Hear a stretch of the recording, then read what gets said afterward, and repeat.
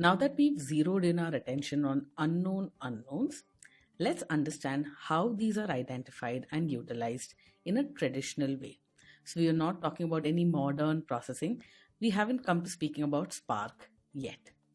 So, typically, what would you do to gain insights from data? If your data is small enough, that means there are not that many records. Records number in a few thousands or maybe 100,000 max. Excel is an excellent tool for data analysis, and this is what many business analysts use even today. So Excel has a lot of good things going for it. If your data is small, you can explore the data visually. You can quickly set up charts and graphs and see trends and understand how these various pieces of data are related to one another. With Excel, you can also interact with data in a very easy manner and immediately see the results of your operation. So you'll just run a few commands and you'll immediately get the information that you need. Excel is great as a tool, but it has one very serious limitation.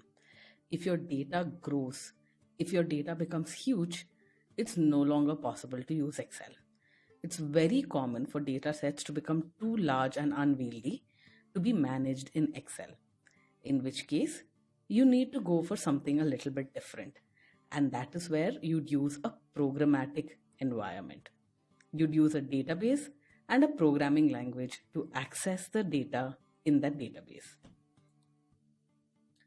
So instead of having all those rows and columns in Excel, having all those records in a file, you'll put your data in a database. So that's a very standard place that you'd put your data in. And databases are optimized in order to keep your data clean and give you certain properties when you're extracting this data.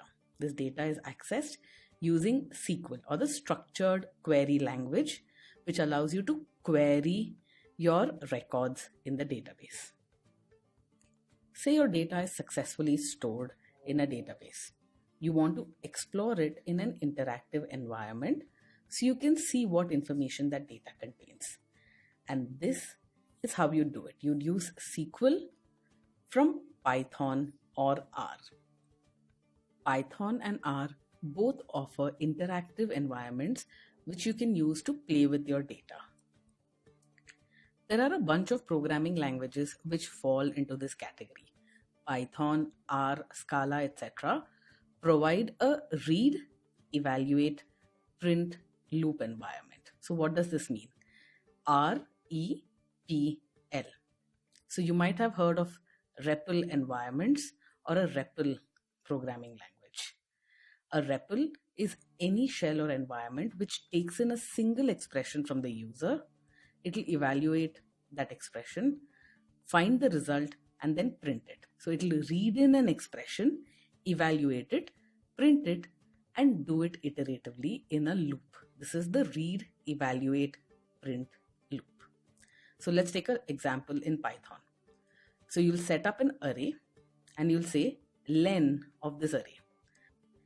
The len function evaluates the array that you've passed in and then it prints a result. In this case, the length of the array is the result. This is a REPL environment for Python. Read, evaluate, print, loop. If you've been tasked with finding unknown unknowns in data, what you really want is fast feedback. You want to be able to quickly read in data, do a bunch of things with it, and see if there are any interesting patterns. Fast feedback is essential for this. You want to quickly know whether what you're doing is fruitful or not. You'll try out a whole bunch of ideas to get a sense of whether they lead anywhere. Is this interesting or not? In an unknown unknown, you have no idea what you're looking for. Any pattern could exist. If you could know quickly whether some exploration or investigation of yours is useful, it'd be really helpful. Because of their interactive nature, REPL environments are excellent for this kind of exploration and iteration. Quickly look for patterns. Quickly find if there are correlations in data. Quickly see if there are cause-effect relationships. REPL environments are built for these. At the other end of the spectrum are languages such as Java, C++, and any production system language. They lack this interactive nature. If you want to write a program in Java, it's not really easy to quickly code something up and see whether it works. You have to set up an entire system. You have to have a bunch of objects which interact with each other. You have to write complete programs. You have to have them compile and execute them each and every time. So there's a bunch of things you have to get right before you can iterate with Java or C++ program. They're not inherently meant for exploration and iteration. So what are some of the things you can do in a REPL environment which are much more difficult in a fully fledged programming language such as Java or C++? Just an aside here that I'm not claiming that Python and R are not fully fledged languages, but they're not the most popular for production systems. With a REPL environment, which Python and R provides, you can represent the data in a form that's suitable for analysis. You can quickly get the data in a structure that can be used. You can then explore and identify hidden patterns in that data very, very easily. You can morph the data to suit your analysis. You can then confirm and quantify using statistical models, machine learning, or any other analysis that you want to do. And finally, you can iterate to get closer to the solution, to get closer to that unknown insight that you're looking for. All this is possible in a REPL environment. Finally, the most important of all, you can do all of these while getting fast feedback at every step in the iteration. You'll do this over and over again, and you'll get information at every step as to how you need to tweak your exploration and your investigation. Okay, you're done. You've actually found some interesting patterns in your data. You found some interesting correlations, and you now want to use this insight for something. So once you get a useful insight or a model, you want to do something with it. You want to build a product or a feature which uses this insight.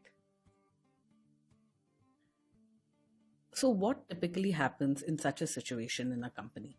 You have an analyst or a data scientist who has extracted some meaningful insights from the data. And then when you want to do something useful, you have to take these models and build a system from them. You might build a system for recommendations, fraud detection, any of these. You might detect fraudulent reviews, fraudulent orders on an e-commerce site. Such recommendation and fraud detection systems arise from insights in data, but the system is a production level system which has to run at real time, at scale, without failing, because these systems will be used for taking important decisions that impact the business. They'll be used to drive customers to certain products, for example. They'll be used to build trust in products. These are important business features, and they require a scalable, robust, and error-proof system, a production system.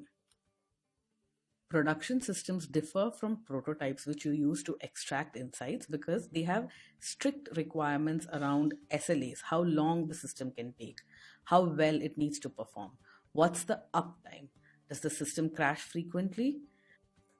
If it does, it's obviously not a very good production system.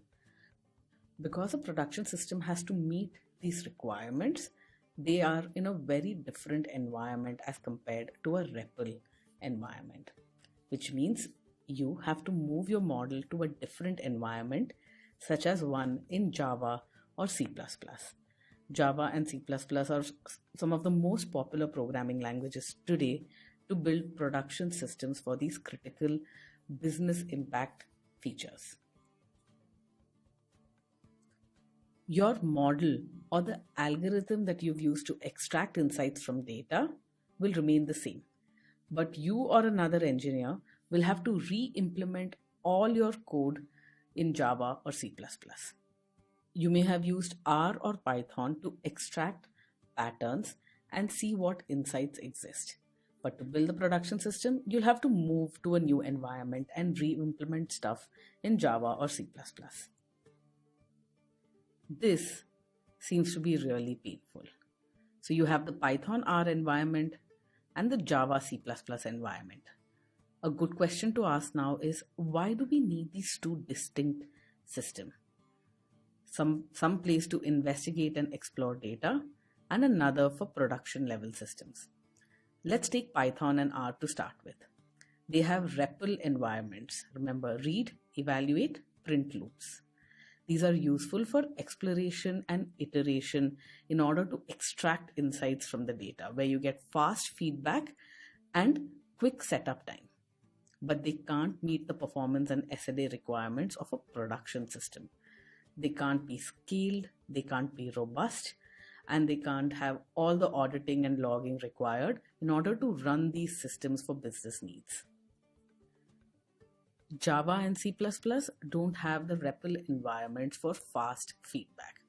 In order to set up anything in these languages, you need to compile, execute programs, write things out to disk possibly, structure your data exactly right, set up objects for your structures, and so on.